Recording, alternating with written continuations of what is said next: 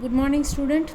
આજે ફરીથી આપણે નવો ટોપિક ચાલુ કરશું, જે છે ડિસ્કનેક્શન ઓફ 1,4 ડાયઓક્સિજનેટેડ કમ્પાઉન્ડ. અત્યારે આપણે જે લાસ્ટમાં કમ્પ્લીટ કર્યું એ શું કમ્પ્લીટ કર્યું? આપણે કમ્પ્લીટ કર્યું 1,2 ડાયઓક્સિજનેટેડ સ્પીસીસ.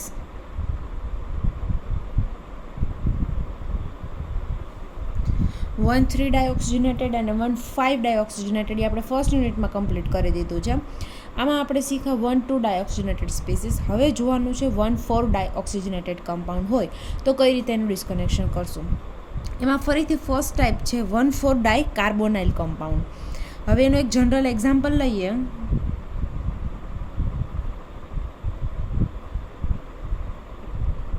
તો આ મેં ડ્રો કરેલું છે 1,4 ડાયકાર્બોનાઇલ કમ્પાઉન્ડ. નંબરિંગ આપું છું 1, 2, 3 and 4. 1 and 4th પોઝિશન ઉપર કાર્બોનિલ ગ્રુપ છે, મતલબ આને કહીશું 1,5 ડાયકાર્બોનાઇલ કમ્પાઉન્ડ.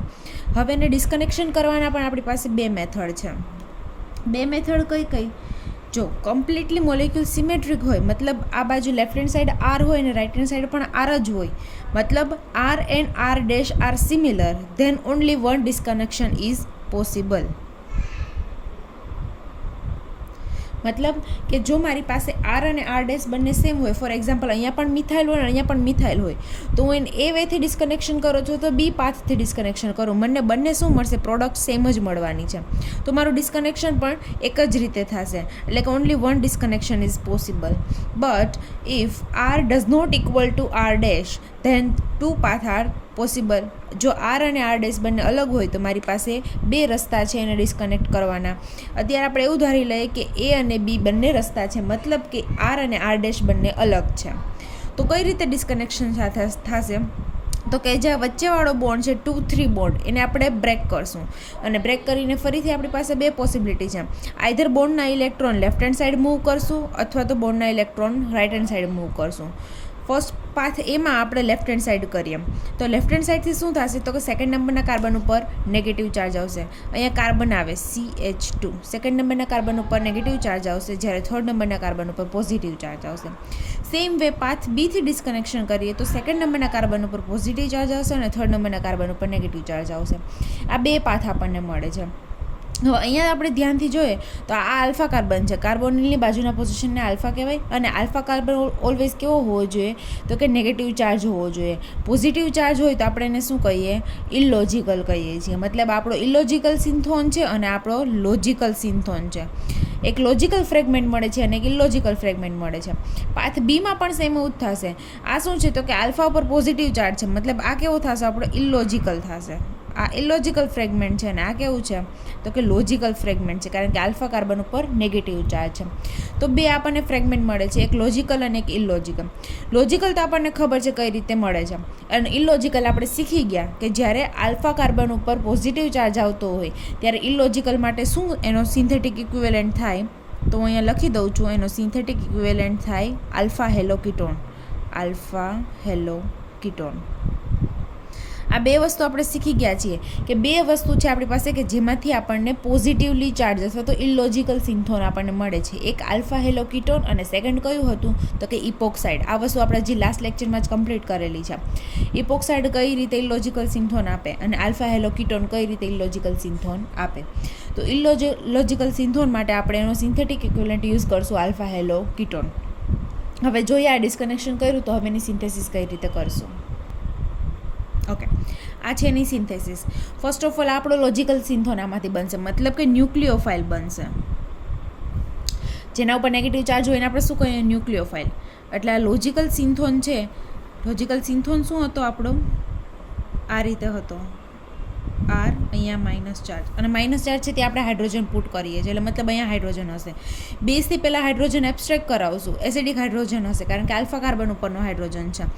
તો ત્યાં નેગેટિવ ચાર્જ આવશે, મતલબ એ ન્યુક્લિયોફાઇલ તરીકે એક્ટ કરશે. અને આલ્ફા હેલો કીટોન આપણી પાસે છે જે ઇલેક્ટ્રોફાઇલ તરીકે એક્ટ કરશે. અહીંયા આલ્ફા હેલો તરીકે ક્લોરિન છે તો ક્લોરોકીટોન છે આપણી પાસે, આલ્ફા ક્લોરોકીટોન. અને અહીંયા શું કામ એટેક કરશે, કાર્બોનિલ કાર્બન ઉપર શું કામ એટેક નહીં કરે? તો એનું રીઝન પણ મેં તમને કહી દીધું કે કાર્બોનિલ કાર્બન કરતાં આ કેવો થઈ જશે, મોર ઇલેક્ટ્રોડ એફિશિયન્ટ થઈ જશે, એના પર પાર્શિયલી ડબલ ચાર્જ આવશે. શું કામે? તો કે એની સાથે એક more electronegative atom that is chlorine attach છે, તો બોન્ડના ઇલેક્ટ્રોન ક્લોરિન ખેંચશે. અને બીજી બાજુ જોઈએ તો કાર્બોનિલ ગ્રુપ અટેચ છે, એ પણ મોર ઇલેક્ટ્રોનેગેટિવ હોવાને લીધે શું કરશે, એ પણ ઇલેક્ટ્રોન પોતાની તરફ ખેંચશે. મતલબ કે આ જે કાર્બન છે આલ્ફા કાર્બન, એના ઉપર મોર પોઝિટિવ ચાર્જ આવશે અને જેના લીધે આ ન્યુક્લિયોફાઇલ છે ઇઝીલી તેના ઉપર અટેક કરી શકે અને ક્લોરિન છે એ લિવિંગ ગ્રુપ તરીકે -HCl અહીંયાથી લીવ થઈ જાય અને આપણને મળી જાય 1,4 ડાયકાર્બોનાઇલ કમ્પાઉન્ડ. આ થઈ ગઈ એની સિમ્પલ સિન્થેસિસ છે, ખૂબ જ સિમ્પલ છે અને આપણે એનું ડિસ્કનેક્શન પણ જોઈ લીધું, બહુ ઇઝીલી ડિસ્કનેક્ટ થઈ જાય છે. જો આર અને આર ડેશ અલગ હોય તો બે રીત થશે અને આર અને આર ડેશ સેમ હોય તો એક જ રીતે કરશું. આ રીતે એનું ડિસ્કનેક્શન કરશું, ઇલોજિકલ સિન્થોનનો લોજિકલથી રિપ્લેસ કરશો અને ત્યારબાદ એની સિન્થેસિસ. આટલું જ આપણે કરવાનું છે. હવે જોઈએ એને રિલેટેડ થોડાક આપણે એક્ઝામ્પલ્સ. ઓકે, ફર્સ્ટ એક્ઝામ્પલ, આ ફર્સ્ટ એક્ઝામ્પલ છે. પહેલાં આપણે એમાં બતાવી દઈએ કે ક્યાં છે 1,4 ડાયકાર્બોનાઇલ, 1, 2, 3 and 4. અહીંયા આપણને મળે છે 1,4 ડાયકાર્બોનાઇલ કમ્પાઉન્ડ. તો આપણે 2 and 3 બોન્ડ બ્રેક કરવાનો છે. મતલબ હું આ બોન્ડ બ્રેક કરીશ. હવે તમને એ દેખાય છે કે બોન્ડની આ બાજુ છે અને એક બોન્ડની આ બાજુ છે અને બંને બાજુ અલગ છે. મતલબ R does not equal to R dash છે અહીંયા. મતલબ મારી પાસે ફ્રેગમેન્ટ કરવાના પણ બે રીત હશે, એ પાથ અને બી પાથ. ફોર એક્ઝામ્પલ પહેલાં એ પાથ ફોલો કરીએ અને એ પાથમાં શું કરશું તો કે બોન્ડના ઇલેક્ટ્રોન 2 નંબરના કાર્બન ઉપર આવશે એ પાથ માટે, તો આ કાર્બન નેગેટિવ બનશે અને 3rd નંબરનો કાર્બન પોઝિટિવ બનશે.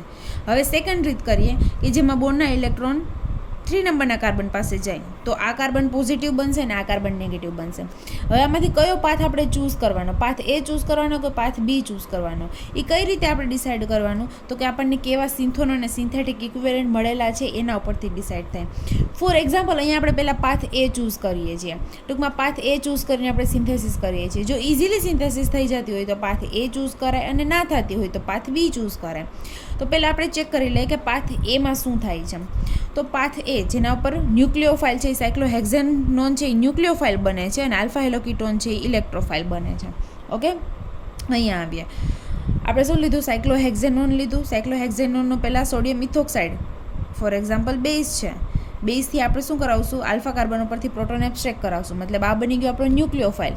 અને સેકન્ડ શું છે તો કે ઇલેક્ટ્રોફાઇલ, ધેટ ઇઝ ઇલોજિકલ છે. આ કેવો છે, ઇલોજિકલ વન છે, જેને આપણે બ્રોમિન આલ્ફા હેલોકીટોનથી રિપ્લેસ કરીને ઇલોજિકલ સિન્થોન મેળવો. હવે શું કરશું તો કે આ નેગેટિવ ચાર્જ છે બ્રોમિન ઉપર અટેક કરશે, આ નેગેટિવ ચાર્જ કાર્બન ઉપર અટેક કરશે અને bromine as a good living group ત્યાંથી લીવ થઈ જશે, એટલે -HBr થશે અને આપણને પ્રોડક્ટ શું મળશે તો કે અહીંયા ડાયરેક્ટ CH2 અને COOMe જોઈન્ટ થઈ જાય છે. મતલબ આ પ્રોડક્ટ આપણને મળી જાય છે, પણ ના, આ પ્રોડક્ટ આવી આપણને મળતી નથી. શું કામ? એનું એક રીઝન છે.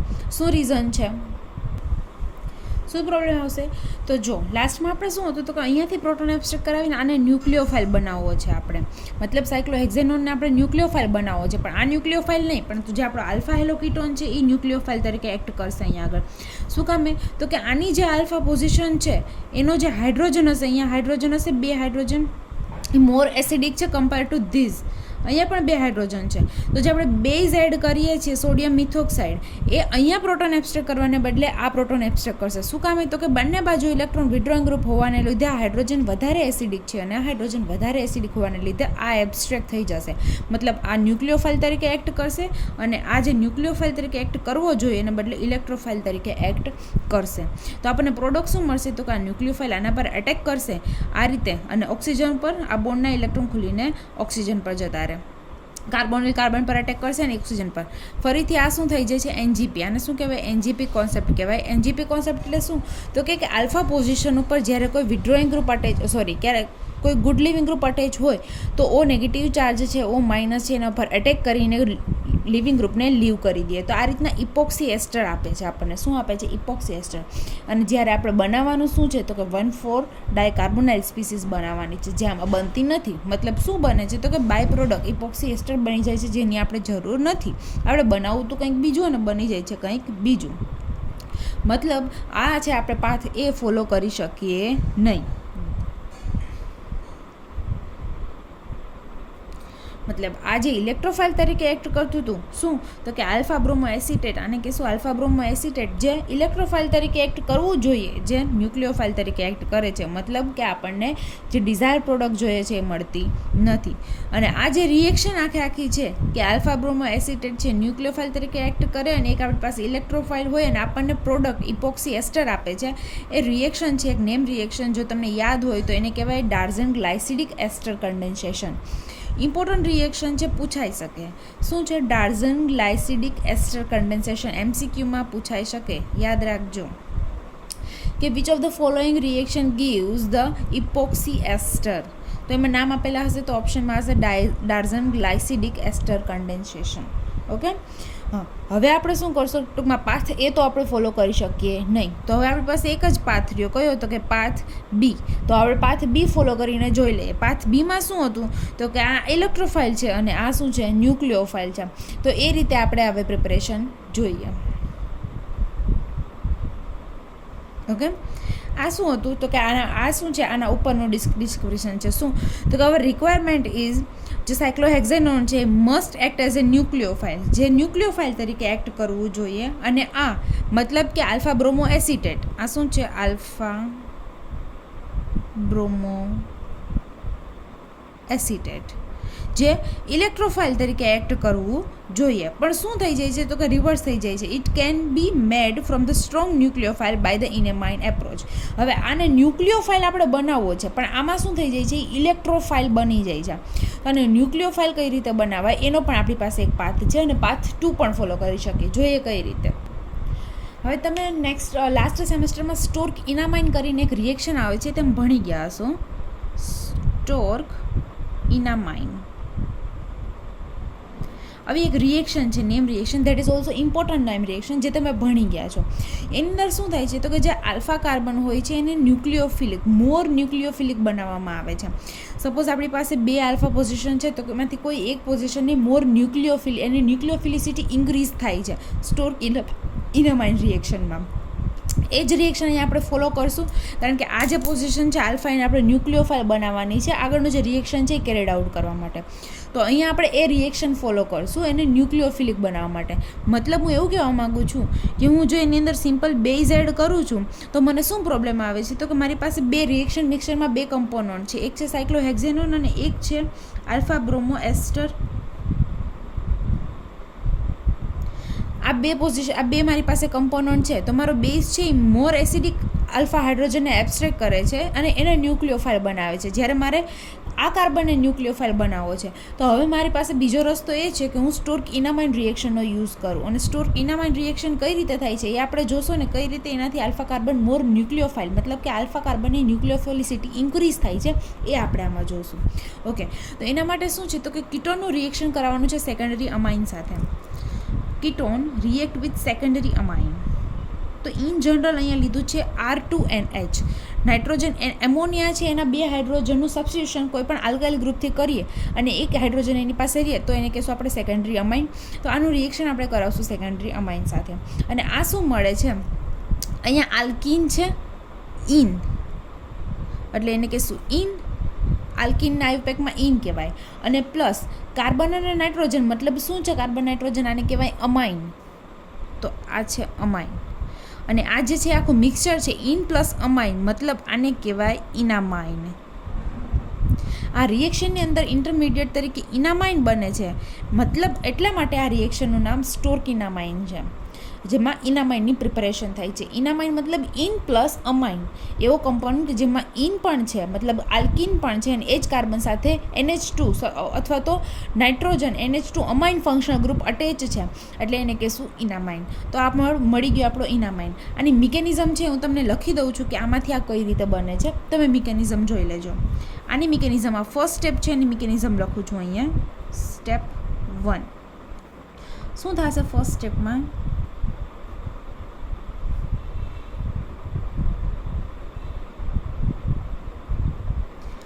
નાઇટ્રોજનની લોન પેર છે એ કાર્બોનિલ કાર્બન પર અટેક કરશે અને બોન્ડના ઇલેક્ટ્રોન ઓક્સિજન પર, અને ત્યાં આપણે મૂકી દઈએ હાઇડ્રોજન, કારણ કે એ સોલ્વેન્ટમાંથી હાઇડ્રોજન એબ્સ્ટ્રેક્ટ કરી જ લેશે. અને અહીંયા મળશે NR2. હવે અહીંયા છે એક આપણી પાસે આલ્ફા હાઇડ્રોજન. નાઇટ્રોજનની વિડ્રોઈંગ ઇફેક્ટને લીધે આ રીતે વોટર મોલિક્યુલ રિમૂવ થશે, -H2O. તો શું થશે તો કે અહીંયા આગળ ડબલ બોન્ડ અને એની સાથે અટેચ થઈ જશે NR2, મતલબ મળી ગયો ઇનામાઇન. આ થઈ ગઈ ઇનામાઇનની મિકેનિઝમ. ઓકે, હવે આ કેવો છે? ન્યુક્લિયોફાઇલ છે. ન્યુક્લિયોફાઇલ તરીકે કઈ રીતે એક્ટ કરશે તો કે નાઇટ્રોજનની જે લોન પેર હોય એ લોન પેર અહીંયા આગળ ડોનેટ કરશે, રેઝોનન્સમાં આવશે, કારણ કે lone pair single bond double bond, મતલબ આ શું છે? રેઝોનન્સ થઈ શકે. આની જે લોન પેર છે એ ડબલ બોન્ડ સાથે રેઝોનન્સમાં પાર્ટિસિપેટ કરી શકે, મતલબ એ રેઝોનન્સ કરશે તો આ કાર્બન કેવું બનશે? મોર ન્યુક્લિયોફાઇલ, જેને લીધે એ કાર્બન છે એ હવે આપણો જે ઇલેક્ટ્રોફાઇલ છે, મતલબ આલ્ફા બ્રોમો એસિટોન, એના ઉપર એટેક કરીને બ્રોમિનને લીવ કરી દેશે. મતલબ આ રીતે આપણને કંઈક રિએક્શન મળશે. નાઇટ્રોજન એની લોન પે ડોનેટ કરે છે, મતલબ હવે એના ઉપર પોઝિટિવ ચાર્જ આવશે. અને લાસ્ટ સ્ટેપમાં શું કરવાનું તો કે એનું હાઇડ્રોલિસિસ. અને આપણને ખબર છે હાઇડ્રોલિસિસ કરીએ એટલે અહીંયાથી બોન્ડ બ્રેક થાય, આ બાજુ ઓક્સિજન અને આ બાજુ H2, મતલબ ફરીથી આપણને કીટોન આપણો પાછો મળી જાય છે. અને અહીંયા જે અમાઇન આપણે હોય NR2H, એ અમાઇન પણ આપણને પાછો મળી જાય. આ રીતની હોય છે સ્ટોર્કિનામાઇન રિએક્શન, અને આ રીતે એમાં ન્યુક્લિયોફાઇલ અને ઇલેક્ટ્રોફાઇલનું રિએક્શન થાય છે.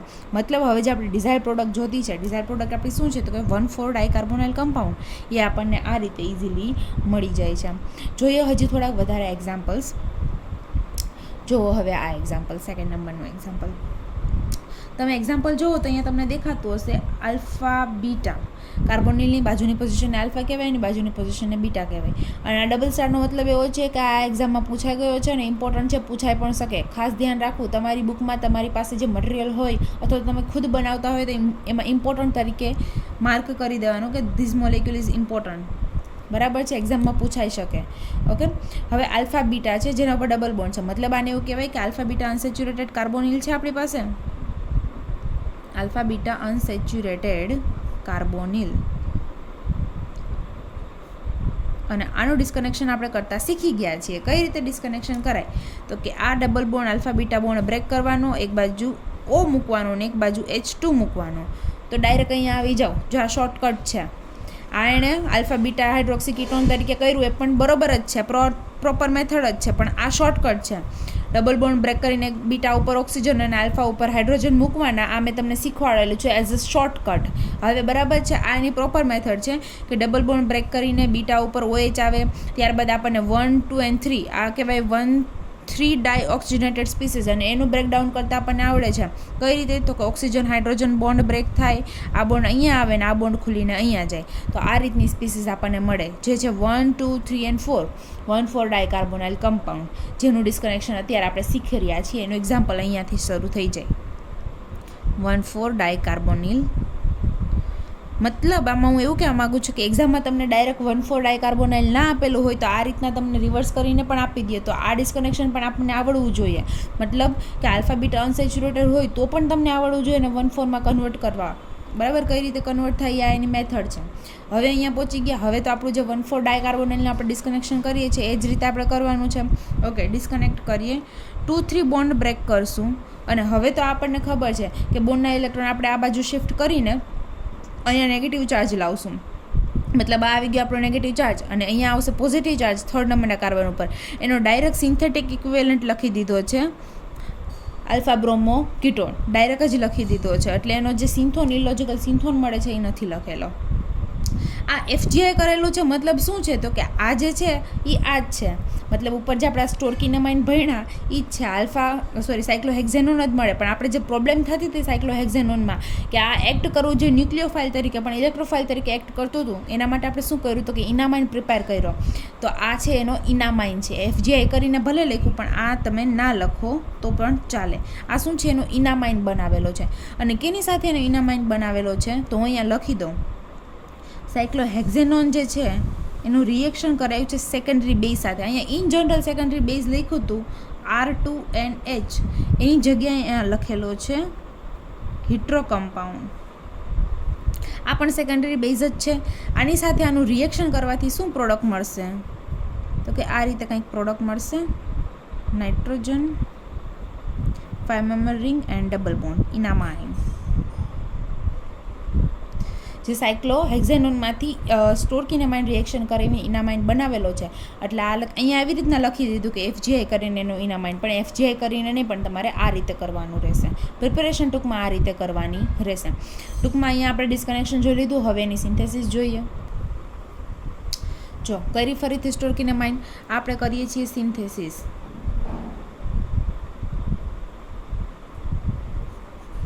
શું કર્યું તો કે સાયક્લોહેક્ઝેનોન છે એનું રિએક્શન કરાયું સેકન્ડરી બેઝ સાથે. સેકન્ડરી બેઝ સાથે રિએક્શન કરાવશું તો નાઇટ્રોજનની લોન પેરાના પર એટેક કરશે અને બોન્ડના ઇલેક્ટ્રોન ઓક્સિજન પર જશે. અને એમાંથી સોલ્વેન્ટ, આ સેકન્ડ સ્ટેપ છે, સોલ્વેન્ટમાંથી હાઇડ્રોજન H+ એબ્સ્ટ્રેક્ટ કરીને OH બની જશે. ફરીથી શું થશે તો કે એમાં K2Cr2O7 નાખીએ, મતલબ આલ્ફા હાઇડ્રોજન ત્યાંથી એબ્સ્ટ્રેક્ટ થઈને વોટર મોલિક્યુલ રિમૂવ થઈને શું બનાવશે? ઇન પ્લસ અમાઇન, મતલબ બનાવશે ઇનામાઇન. આ બની ગયો આપણો ઇનામાઇન ઇન્ટરમીડિયેટ, જે હવે ન્યુક્લિયોફાઇલ તરીકે એક્ટ કરશે. એની આલ્ફા પોઝિશન હવે ન્યુક્લિયોફાઇલ તરીકે એક્ટ કરશે. અને આપણી પાસે ઇલેક્ટ્રોફાઇલ તરીકે શું છે તો કે આલ્ફા બ્રોમો કીટોન. તો ન્યુક્લિયોફાઇલ તરીકે એક્ટ કરશે. આ બોન્ડના ઇલેક્ટ્રોન અહીંયા આવશે અને આ ઇલેક્ટ્રોન, આ જે કાર્બનના ઇલેક્ટ્રોન છે એ આલ્ફા કાર્બન પર અટેક કરીને બ્રોમિનને લીવ કરી દેશે. મતલબ અહીંયા Br- લીવ થશે. અહીંયા સુધી પહોંચી ગયા, આવી ગયું. અને હવે લાસ્ટ સ્ટેપમાં શું કરવાનું તો કે બેઝિક હાઇડ્રોલિસિસ. બેઝિક હાઇડ્રોલિસિસથી શું થશે? આ સ્ટેપ નથી કરવાનું. બેઝિક હાઇડ્રોલિસિસથી શું થશે? ડાયરેક્ટ અહીંયા આવશે ડબલ બોન્ડ ઓક્સિજન. અને લાસ્ટ સ્ટેપમાં કરવાની છે આ એની આલ્ડોલ. આલ્ડોલ એટલે શું તો કે આલ્ડોલ કેવી રીતે થાય? In the presence of acid અથવા તો in the presence of base. અહીંયા તમે બેઝ એડ કરો એટલે અહીંયાથી પ્રોટોન એબ્સ્ટ્રેક્ટ થશે, આના પર એટેક કરશે, આ બોન્ડ અહીંયા આવશે. ટૂંકમાં આલ્ડોલ કન્ડેન્સેશન, જે લાસ્ટ સ્ટેપ હોય આપણું રોબિન્સન રિંગ એન્યુલેશનનું, એના જેવું છે. એમાં પણ આપણે શીખી ગયા છીએ. રોબિન્સનમાં પણ શું હોય ને કેટલી વાર MCQમાં પૂછાઈ પણ ગયું છે. પહેલાં માઇકલ એડિશન થાય અને ત્યારબાદ આલ્ડોલ કન્ડેન્સેશન, અથવા તો એને સેકન્ડ નામ સાયક્લાઇઝેશન પણ કહેવાય. એને કહેવાય સાયક્લાઇઝેશન પ્રોસેસ. તો સાયક્લાઇઝેશન થઈને અહીંયા શું બની જાય છે? રિંગ બની જાય છે. મતલબ આ મળી ગયો આપણો ટાર્ગેટ મોલેક્યુલ. ઓકે, આ થઈ ગયું. હવે આ જે થર્ડ એક્ઝામ્પલ છે, જો તમે બતાવું, આ પણ છે 1, 2, 3 and 4 1,4 ડાયકાર્બોનાઇલ સ્પીસીસ તમને દેખાતી હશે. આ તમારે કરવાનો છે હોમવર્કમાં. સૌથી ઇઝીએસ્ટ મોલેક્યુલ છે, મેં 2 મોલેક્યુલ કરાવ્યા તમને 1,4 ડાયકાર્બોનાઇલના. એના કરતાં પણ ઇઝીએસ્ટ મોલેક્યુલ છે. જસ્ટ તમારે સિમ્પલ અડધા પેજમાં થઈ જશે. અહીંયાથી બોન્ડને બ્રેક કરવાનો છે અને એની સિન્થેસિસ કરવાની છે. ફોર એક્ઝામ્પલ અહીંયાથી બોન્ડને બ્રેક કરીએ તો બોન્ડના ઇલેક્ટ્રોન સેકન્ડ નંબર ઉપર જશે. અહીંયા નેગેટિવ ચાર્જ આવશે, અહીંયા પોઝિટિવ ચાર્જ આવશે. જે પોઝિટિવ ચાર્જ આવશે તે આપણે હેલોજન ઇન્ટ્રોડ્યુસ કરશું આલ્ફા હેલો માટે. અને અહીંયા તો hydrogen, bus simple and disconnection થઈ ગયું. ત્યારબાદ એની પ્રિપરેશન, બેઝથી આનો પ્રોટોન એબ્સ્ટ્રેક્ટ કરાવવાનો, ન્યુક્લિયોફાઇલ અને ઇલેક્ટ્રોફાઇલનું રિએક્શન કરાવવાનું. બસ એટલું જ તમારે કરવાનું છે. તો આ તમે હોમવર્કમાં કરશું. અહીંયા લેક્ચર આપણે પૂરો કરીએ. નેક્સ્ટ લેક્ચરમાં આપણે નવો ટોપિક શીખીશું. Thank you.